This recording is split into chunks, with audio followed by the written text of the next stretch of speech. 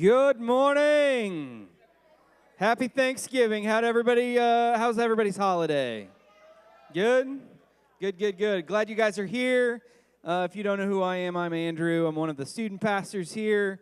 We are glad that you are here joining us this Sunday. We've got a few things just to talk through that's coming up. First thing is not this Wednesday, but the following Wednesday on December 7th is our ugly Christmas sweater Exodus XL. So we're going to have lots of fun, snacks and games and ugly sweaters, and it's going to be a lot of fun. In fact, I think the seventh grade girls, right, are having an ugly sweater Christmas decorating party right after church today. But we want you to join us that day, December 7th. It's not this Wednesday. We've got one more regular Exodus this week, and before that happens. Second thing is there is Focus tonight. So if you're a high school student, we want to encourage you to come and join us for Focus tonight from 6:30 to 8. It's at the Graham's house. You can just take a little screenshot of the address there so you know where to go. And if you were at Focus last week and you broke out into your small groups, I want to encourage you right now, pull out your phones, text your groups, and make sure people are going to be there tonight. Go ahead and do that right now. And I think that's it. Is that it?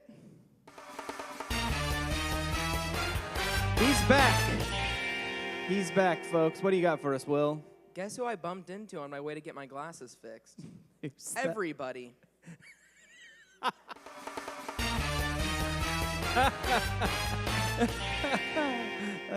right, that was good. That was actually one of my favorite ones you've done in a while.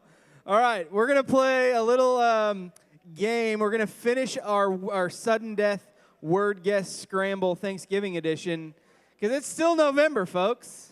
It's still November. We've got a lot of points on the boys' side, none on the girls' side, and this is the last Sunday. So how many points are we making today worth, Rob? 70 million. You always patronize me for...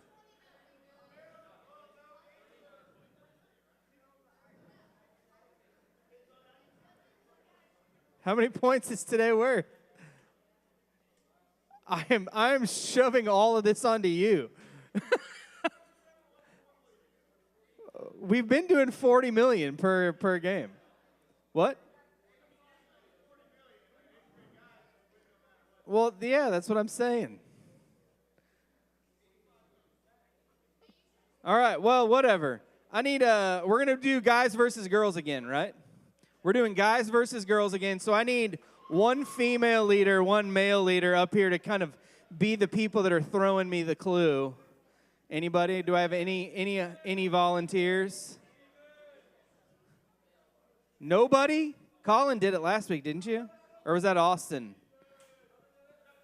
All right, get Colin and Carson. Come up here. Colin and Carson. You don't even have to talk. All you have to do is yell at me. Colin, you can come over here. Carson, you can come over here. So you're feeding the answers. You're going to, whenever you figure it out, you're running up, telling your leader, they're going to tell me the answer. First to get it wins. We good? Do we have him stand up? All right, all the guys, come over to this side of the room. All the girls, come over to this side of the room. You're feeding your leaders the clue. So when you get the clue, you'll know. Here we go.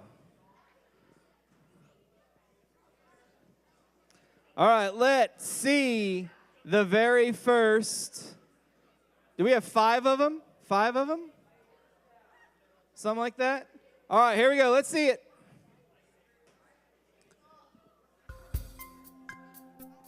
All right, what do we got here? It's starting. I am terrible at... I'll get you microphones.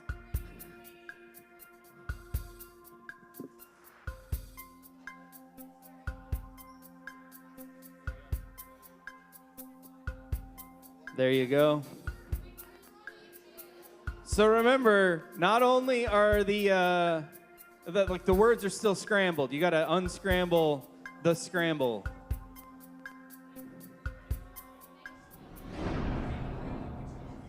Taking family pictures. Taking family pictures. is correct. Don't worry, ladies. Not all is lost. It's on the TV back here. Well,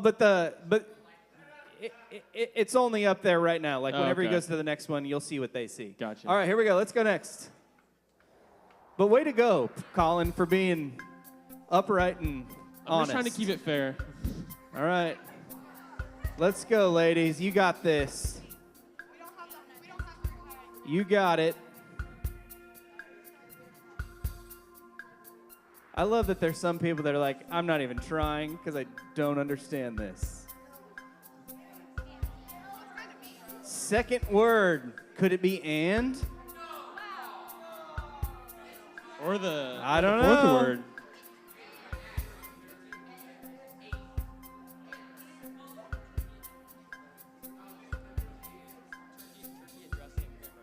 Ooh, Turkey dressing and cranberry sauce. And dressing and cranberry sauce. turkey dressing. Turkey, Is that right? Turkey and dressing and cranberry sauce. Is that right? Turkey and dressing and cranberry sauce. Nice job, gentlemen. How many do we have? How many more do we have? 3?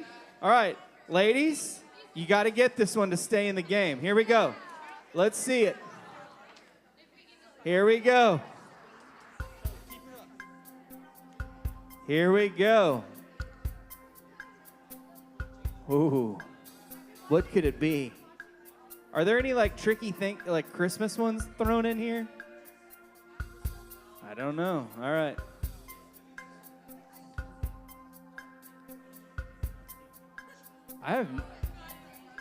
I'm very bad at this game. Come on, ladies, you got this.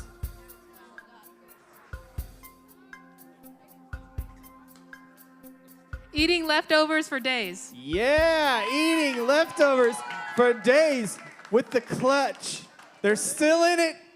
They're still in it. It's 2-1. It's 2-1. The game is still alive. Let's go to the next one. Way to go. Way to go. All right.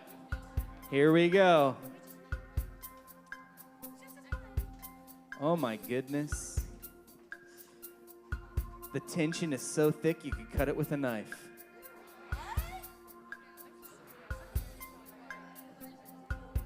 There's so much on the line right now. I don't even know how people deal with this kind of pressure. Turkey Bowl football games. Wait. Turkey Bowl football game is correct. 2-2. Who got that one? Did you just come up with it? All right. All right. All right, here we go. It's 2-2. 2-2. Let's see the next one. Is this the last one? Yeah. Last one. I should have been way more hyped about that. I'm sorry. All right, last one. Last one. This is the winner. This declares the winner.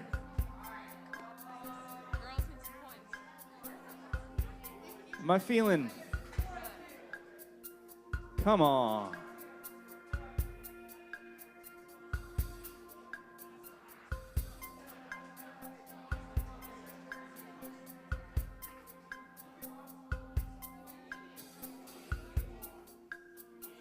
And, oh. Eating.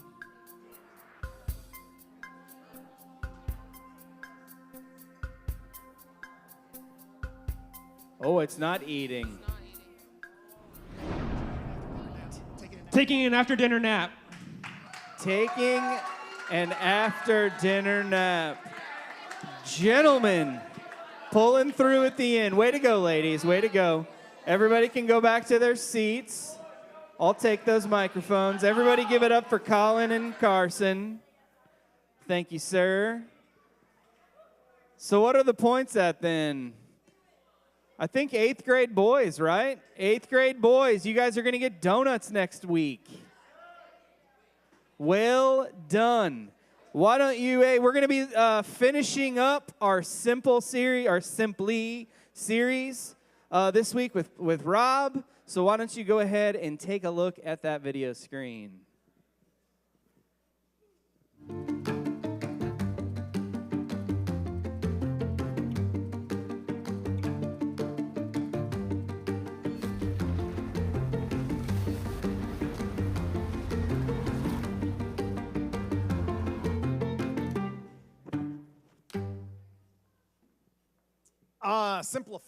Simplify, Andrew. We've called it both of us have called it the wrong names every time we've gone up there. So 8th grade guys still won no matter what, right? Because they already were in the lead. Is that, all right. Sorry, ladies. You don't seem too overjoyed with that. Not a lot of support from the ladies. Tell me about your, well, let's jump back, because I feel like we have not been at church forever. I know it was just last Sunday, but this whole thing for Simplify, we've just been talking about one verse, and I challenge some of your classes to memorize this verse. Did any class memorize this verse? There's one verse we've hit every Sunday. What is that verse? No, what is that verse? Do what? Love the Lord your God with all your heart, soul, and mind. And love your neighbor as yourself. Hey, I was told junior girls had it all memorized, but we were frozen a little bit there. I don't know. Love your Lord your God with all your heart, all your mind, all your soul, all your heart, and all your mind. Sorry, I just blanked now. I'm all messed up. Love the Lord your God with all your heart, with all your soul, with all your mind, and love your neighbor as yourself, all right? So this is the thing. We've just been talking about all of these things. You have all of these laws, all of these rules, all of this stuff that we can pile in on top of church, that we think, what is being a Christian? What does it mean to be a Christian? And these leaders came and they asked Jesus, what's the most important commandment? And that is the commandment that God gave them. And so he said on top of, like, once you do this, this covers all the other laws and all the other prophecies. This is the most important thing. If we're doing this, everything else will flow out of that. So I'm going to have you go and put up your cell phones right now for me. So if you're on them right now, texting, playing a game, doing whatever, because I know you're not looking up that verse. So put up your cell phones for me. And then we're going to jump into this today. So I want you to tell me about your cafeteria, about your, do you call it your cafeteria? What do you call it, your lunchroom? You call it your, how many of you guys call it the cafeteria? How many of you call it lunchroom? Is there a different word for it that you use at your school? The what? The commons? That's where you eat lunch at, is in the commons? All right. Or the commons. All right. Tell me about the setup at where you eat lunch. When you walk in, where is everybody sitting? Yes, at a table. How many of you guys have assigned tables that you have to eat at? A few, okay. Some of the Grain Valley, is that all pretty much all Grain Valley? Okay. I know high school, you just kind of do what you want. Now, all right, hold on. I want to get to this because I have a point here. When you go in there, how does it tend to divide? Even though no one told you to divide it this way, how do people tend to find, like if you go in, you're like, here's the groups. What does that tend to look like in your commons, cafeteria, or your lunchroom? Yeah. Your friends. All right, so if you have assigned seating, it's a little bit different. I'm going to need some high schoolers to really help me out on this one, all right? High school students. What does it usually look like? Yeah.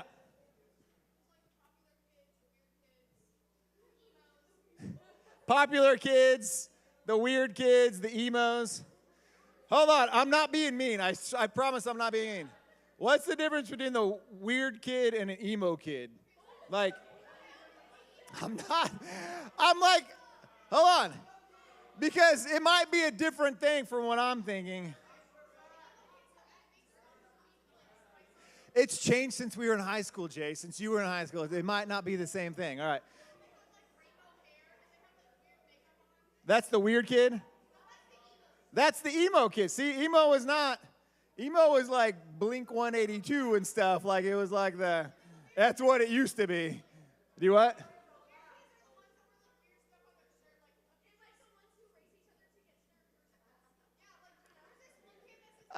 like the weird kids. Wall crawlers. We used to call them wall crawlers because they would like cling to the walls real quick and try to get to class, and they always had backpacks with way more than stuff in there. Okay. All right. So weird kids, emo kids, popular kids. Huh? The what? Athletic kids. Like all the football people. So you had, hold on. All right. Shh, wait. I got to make sure. Okay, time out. Everybody time out. Y'all, time out. Everybody, eyes up here. There's no reason you're turning around talking to each other right now because we got to get to this because this is good and we're making our point here.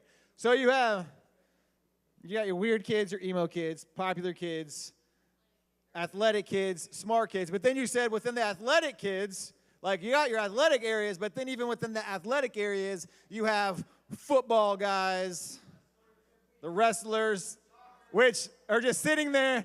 Wrestlers' table is like completely empty except for like water, and there's nothing on their table because they're not eating lunch. Yeah. Just a bunch of kids, just like tech kids. Tech, all right. That's not a thing. That's just you, man. That's just you. Yeah. The kids who think they're popular, but they're not really at the popular section. They think like they're cool, but they're not. They haven't arrived yet. All right. The water polo section. I didn't know that was a thing. Cheerleaders. Do cheerleaders all sit together? Is that like a... No? Is there like a rivalry between cheerleaders and dance members, by the way? Is there? She says there is. I had no idea. Okay, now, drama kids. All right, so everybody up here again. I want to explain what we're talking about.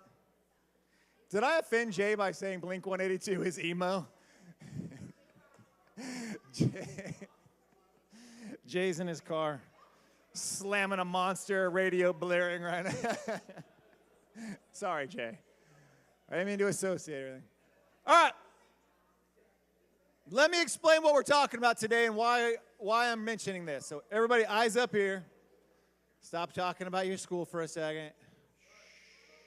I know. Girls, gentlemen, thank you. Now, here's my point on all this. You can easily walk into your school, thank you, and back up. What are you doing to me? Chase, I can't work under these conditions, all right? Yeah, it probably is better. Now, here's the deal. You can, doesn't matter your school. What you just named is the same thing that, our leaders could have described. It just looks a little bit different, but it's always the same way. Like different kids sit in different areas, and it does not matter your school or who you are. You tend to just naturally divide yourselves up in that way. And it's not even that anybody did on purpose, or someone may have told you, like, oh, no, you don't sit here. Like, this is where this group sits. You have to go sit over there. And you're like, oh, I had no idea. And you find yourself kind of breaking into these groups, and you can see it. It's so evident, especially during lunch, because that's when you kind of all gather together. But once you gather together, then everybody finds their own, little group of people. Now, I'm not even saying that's always necessarily a bad thing. You tend to go with the people that you have things in common with. So if you're on a certain team, you're probably hanging out with those people on that team. If you're one of the drama kids and you got a musical or play coming up, you tend to go there and hang out because you guys are going to be talking about what's going on after school. All of those things kind of go together, and you can have these little cliques and groups of people because that is like who you tend to kind of hang with. I always joke because my senior year, I had one of those lunch shifts. When you get your schedule and you're like, who do I have lunch with? Like, that is a very important thing. Like, what lunch shift is it and where will I sit? Because that is a very important thing that first day of school. And by my senior year, I wasn't concerned a whole lot with it because I was comfortable enough. I kind of knew people, and it was all right, and I wasn't super, worried. But I do remember going in like, man, like none of my normal friends were in that shift. And so I went and sat with one of the other guys. He was a football player, but he was also on the wrestling team, and he was 2 years younger than me. But I was buddies with him. He lived down the street from me, so it was fine. And then we ended up with a few other guys that were they were like each a year or 2 year younger than me, and they were all band kids. And so it was like me and my buddy sitting with, and we were sitting with the band kids, and I was friends with all of them too. It was fine. Like, I tried to just be friends with everybody, and it was no big deal. And so it's me and him and these band kids, these guys and these girls, and their band, and we're talking about stuff, and here's what happened, okay? And you're thinking like, okay, there's 2 sports kids. In my mind, I'm like, these guys are lucky to have me here. Like, I'm a senior, like co-captain of one of my teams. We got like at least like there's 2 people at this table with letter jackets. Like, all right, you are lucky, all right? And these guys would sit here because we were friends, and they would just start like berating us, like making fun of us and like just messing with us. And they're like, hey, imagine working so hard your whole life to do something that here in like, what, Rob, like 3 months you graduate and you'll never be able to do that again. And they just make fun of me. And they're like, oh yeah, it's not like you ever learned like a useful life lesson. I don't know, like learning an instrument. And they're like, high-fiving each other, brass power, and they would like make this joke. Yeah, that was a thing. They would say that. And I would sit there, and they were our friends, so I would laugh. But this would happen like at least twice a week. The band kids would just sit there and mess and make fun of us. And my football buddy was like, even though he was 2 years younger than me, he's even bigger than I am. And he's like, what world are we in right now? And they were like, you're in our world, And they're like, oh my gosh, this is it's so funny. And here's my point. Band kids are bullies, all right?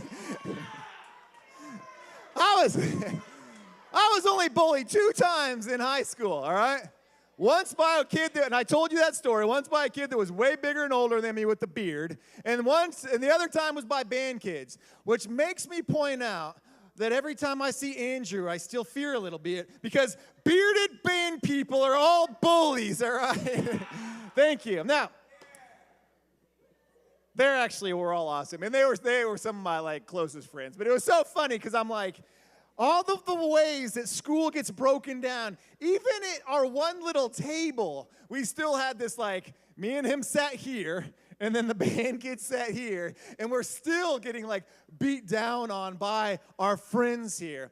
And here's what we're talking about today, is we so easily break down into these little groups, these little like and even in those groups, there are subgroups. And I know even among the band kids, there's like our instrument, and then there's their instrument, and then there's like the drum line. And I don't know about a lot of your schools, but like the drum line was like, those are the cool band kids. Like they get to do cool stuff. Thank you. That's right. And it's so funny because even in those groups. So here's the deal. When this question comes up here about neighbor and how we love people, like we break ourselves down into all of these things because we like to be around people that resemble us. We like to be around people that do the things that we do and that like the things we do, and that tends to be who we start reaching out and spending more time with. And it's not always necessarily a bad thing until it is. And this is what I want us to hit on today. It's not always a bad thing until it is. Because even in that world of, in your schools, and it still plays over into life as an adult, and we can see that even start to take place like outside of this area. Like we start to even think like as Christians, well, I just tend to hang out with Christians. And I've had students and other people like just say, well, I'm not friends with anybody that's not a Christian. Like it was a good thing. I was like, well, I get what you're saying, but that's not necessarily like the best attitude to have. Who are you inviting? Who are you praying for? Who are you sharing your faith with then if none of the people you ever associate have, like, they're all just Christians, and they're like, well, I don't know, I just don't hang out with non-Christian people. And so what we've even can do within our own church world is we tend to, like, pull ourselves together and kind of block out everything else. And if we do that, we are missing that whole part of that second part of that verse, right? When they said, what's the greatest commandment? What's the most important thing? Because remember, they had these 600 and some odd commandments that they were supposed to be following. And they made up so many of them to feel more spiritual than other people. And they asked Jesus, and Jesus says, don't worry about those things. Just worry about love the Lord your God with all your heart, with all your soul, and with all your mind, and love your neighbor as yourself. Love your neighbor as yourself. Now, this same story was recorded in Luke chapter 10. If you were in first service, Randall kind of hit on some of this stuff already. This piggybacks really well off first service. In Luke chapter 10, this same story was written, but Luke records a little bit more of it, where the same teacher, the same guy says, well, I do that first part, but who is my neighbor then? And he asked Jesus, who is my neighbor? If I'm supposed to love my neighbor as myself, well, a lot of these times, their neighborhoods were even broken into their same groups of people. So they're like, well, yeah, I love my neighbor. So I love the people on my dance team. I love, if I'm in drama, I love the drama people. If I'm in band, yeah, I love band people. Like, those are my neighbors. Those are who I'm close to, right? And so Jesus goes on and he tells a story about the Good Samaritan. And I'm not going to go super into depth with that, but it's a story about a Samaritan that nobody likes, these different groups of people, and they all pass by him, and they don't help him out after he was beaten and hurt. And so Jesus says this one guy that should have had nothing to do with this person, he helps that Samaritan out. Go and do that. And so Jesus is letting them know, your neighbor is anyone around you. Anyone around you, not just the people that you are like, not the people that are just like you. You should be loving, basically Jesus is saying, love everybody. You need to be showing this to everybody, not just your specific group, your table, your little clique. You need to be showing that love for everybody. But Jesus not only spoke about it, but he also lived it out as an example. And this is what I wanted to run through with you guys really fast here. See, Jesus lived this out. There's a story of a woman at the well. And this woman, we'll kind of go through it real quick, all right? So they're going through Samaria. And some of you guys have heard this story. This was a Samaritan woman. And Jewish people and Samaritans kind of didn't like each other. Samaritans were kind of viewed as like, they were a mixed group of people. They were people that at one time were Jewish, but they also married in with other cultures. And so a Jewish person would have said like, well, you're not like, it sounds really bad, but this is kind of the mindset. They're like, you're not like really Jewish like we are. You are mixed. You are like different. And so they would have kind of viewed it as like you're not as good. And so these people kind of didn't like each other. And you got to understand the culture and the time there. And so Jesus goes to show like, hey, this is not loving your neighbor. This is not what God intended for you to act like or to be like. And so Jesus makes his way as they're walking through Samaria. He finds a woman at a well there. And so he goes and talks to her. So not only is he a Jewish person, but he's talking to a Samaritan person, which was against the norm back then. So he's showing love and kindness to someone, saying that other junk doesn't matter. But it was also pretty uncommon for a woman especially a female Samaritan, to be talking with a Jewish or an Israelite man. And so they're breaking more of these barriers. And Jesus is just breaking these, saying that, like, I don't care about that stuff. If I'm talking about loving your neighbor, and that's the most important thing, then this matters. And so Jesus goes and he starts speaking to this woman, and he goes to her and says, please give me a drink, because he was alone at the time because his disciples had gone into the village to buy some food. And so he's kind of breaking all of these norms that were in their culture at the time. They would have said, no, these people divide up the same way we tend to divide up in our own, commons, lunchroom, cafeteria. People do that in culture, and we all do it. Our culture still looks very divided a lot of times. And Jesus said, that is not loving your neighbor, though. And he's living this out by an example. And so he goes and he starts talking to her. Now, this woman also, he kind of brings up some of her past and some of her life. And he knows, like, look, you've kind of bounced around from husband to husband to husband to husband, which was not, like a good thing at all. And he says, and like, the person you're with right now is your fifth guy, and you're living with him, and it's not even your husband. And so she's kind of like, embarrassed, ashamed, and she's like, how do you know all this stuff? And Jesus starts talking to her more and more about her life. And he says, look, in John chapter 4, verse 13, he says, anyone who drinks this water, and he's talking about the well, he's like, they will soon become thirsty again. And so he's kind of talking about her personal life. Like, you keep looking for something that's better in your life. But what I have to offer, what God offers in life, you're not going to keep looking for things to constantly fill some void in your life. Those who drink the water that I give will never be thirsty again. It becomes a fresh, bubbling spring with them and giving them eternal life. And this woman says, that's what I need. How do you know this? How do you know about all this stuff? You are speaking like the Messiah, because the Samaritans believed also some of the Jewish beliefs that there would be a return of Messiah. And Jesus told her, I am the Messiah. And she knew by the way he spoke to her, by the way he cared about her, by the way he loved her, by the way he was able to tell every little detail about her life. She became a believer that day.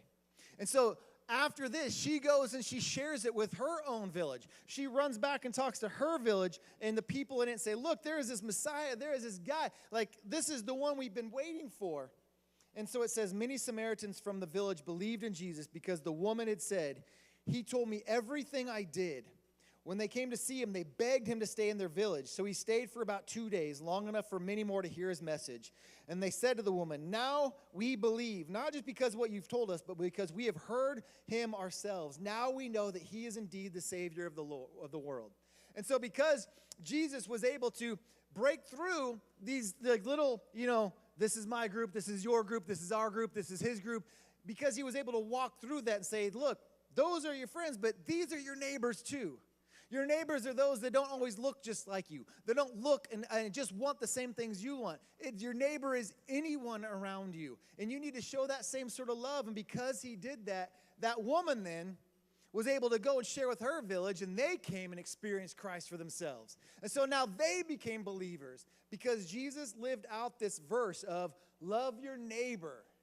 Love your neighbor. And who is my neighbor? Everyone.